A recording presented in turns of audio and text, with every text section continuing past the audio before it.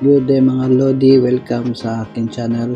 So ito yung susolusyonan natin ang sira ng CKP sensor. So ayan, kikita nyo napakadumi ng magneto, so never been clean pa since pagkabili ng NMAX, siguro mga 3 years na. So ayan, ni-reading ko siya. Lumabas is CKP sensor or crankshaft position sensor. So ayan, tatanggalin natin yung magneto pulley niya. So ayan mga Lodi, natanggal na rin yung magneto pulley niya. So makikita nyo sobrang taya, oh. Ayan. Tapos yung stator niya napakadumi. Ayan, sobrang dumi. Pati yung crankcase shell niya sa loob napakadumi na. Ayan mga Lodi, so natanggalan natin yung stator niya. Nakita natin yung likod ng stator. So ayan yung tsura niya, sobrang taya. Tapos merong leak, may konting leak dun sa oil seal niya, so dapat na siyang papalitan, pero wala pa tayong stock na nabili. So next time na lang yan. So unahin natin yung CKP sensor, tapos lilinisin natin yung stator niya. Ayan, sobrang dumi niya, oh. Ayan, tatanggalin natin yung CKP. Ayan, napakadumi.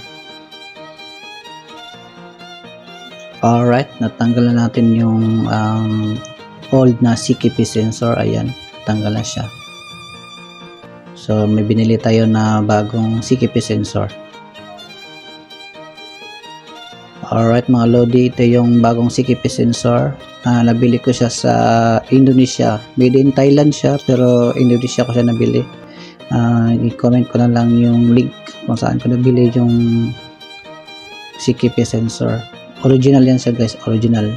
So ayan, pinatong ko kung match ba siya.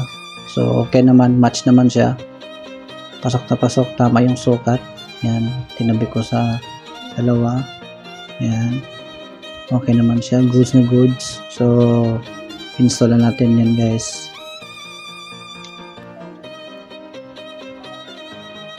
Alright, yan mga Lodi, so hindi ko na tinuloy kagabi kasi antok na ako. So ayan, niliha ko na siya. So yung ginamit ko na liha is 120, 400 and 1000 grit. So ayan yung pinalabasan niya, goods na wala na yung rust niya. So ayan yung ginamit ko na pintura, Sherlock's na high temp black. So ayan. Alright. Ayan mga Lodi, so napinturahan na natin yung magneto pulley niya. So ayan, nilagay ko dyan sa kwarto kasi umulan. So mamaya na lang gabi ko i-install kasi umulan nga. Ayan, umulan pa.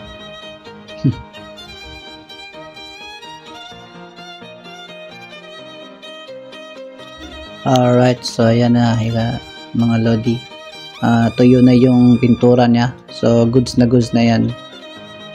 Yan, dalawang coat yan ng pintura. Ayan siya, goods na, wala na yung taya, wala na yung rust niya. So ayan, Sherlock's na high temp gamit.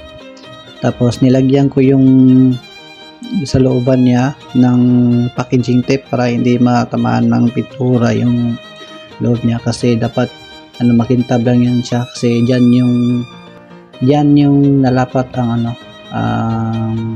stator niya, yung maraming bronze. Yan.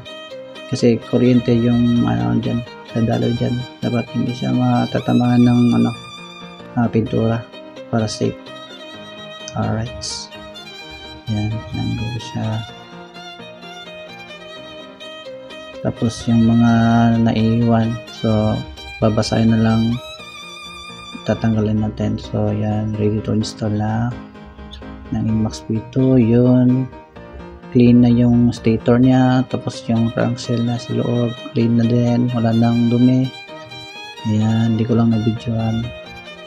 Ayan, nakaposisyon na yung mga wire niya. Ayan, tanggalin na lang natin yan. Alright mga lodi, na-install ko na yung magnetopuli niya. So nandiyan na rin yung washer niya at so ayan yung ginamit natin, Bauer na impact tool, so para madali lang siya tatanggalin. May special tool din tayo dyan para madali tanggalin. Alright, okay, na-install na rin yung cover niya, lahat ng mga bolts, yung radiator fan na-install na rin, so all goods na. So testing na lang, then scan na lang tayo ng OBD. So may OBD naman tayo, yung DIY lang na OBD. Yan, check natin yung check engine niya, if lalabas pa yung error na crankshaft sensor position or CKP ang tinatawag. Alright mga lodi, so magkoconnect tayo sa ECU. Gamit natin yung OBD, Bluetooth lang siya, gamit yung cellphone natin. So ayan, may check engine yan siya, i-delete natin yung check engine na yan para maging okay na. I-scan natin dyan kung ano pa yung mga sira, yung yan lang ba ang sira. Alright, okay mga lodi, nakakolect na tayo sa ECU natin. Yan, gamit lang natin yung OBD is DIY lang yan siya ha. Wala tayo pambili ng mahal na OBD, mga 30k yata. So DIY lang tayo, pero napaka effective naman yan. So kanya-kanya na tayo ng mga diskarte mga lodi. Peace. So ayan, nakakolect tayo. So i-scan natin yung ECU. Yan tayo sa diagnostic, then scan. Hindi maklik yung scan all, so manual na lang. Ayan, manual na lang. So read, scanning. Yan yung kinalalabasan. So yung lumabas is CKP confirm. Yan yung crankshaft position sensor. Alright, so di-delete na natin yung check engine. Ayan, may check engine pa siya. Yan, focus. So dito, punta tayo dito, di-delete natin yan. Okay, deleting. Okay, so ayan, wala nang check engine mga lodi. So goods na yan siya, papaanda rin lang natin yan.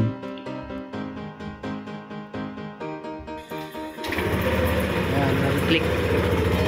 Ang sakit na niya rin mas ikapalong. Palong-palong. Magdagan ka kahit sa kapalong. Yan. All goods na.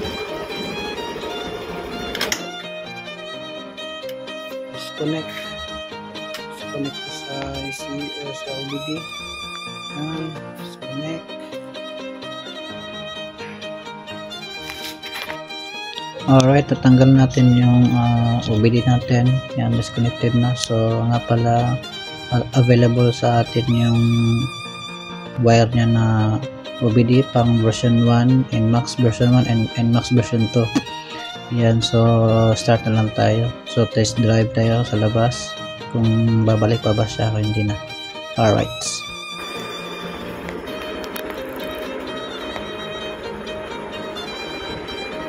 So testing na lang, test drive na lang siya kung gawas ko ba.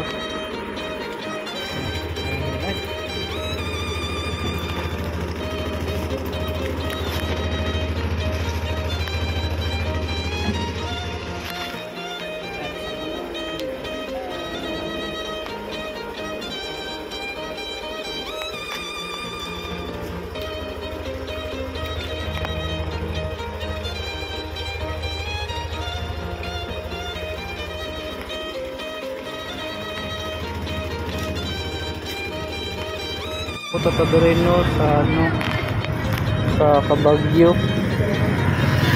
So far wala pa siya nag-check engine na, wala nagbalik ng check engine.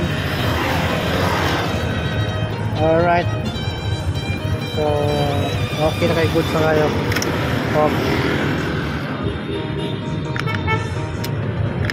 On. Alright, goods na.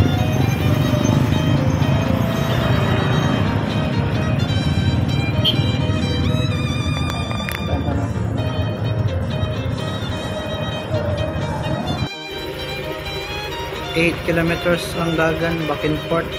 Marami siya napalong. All goods.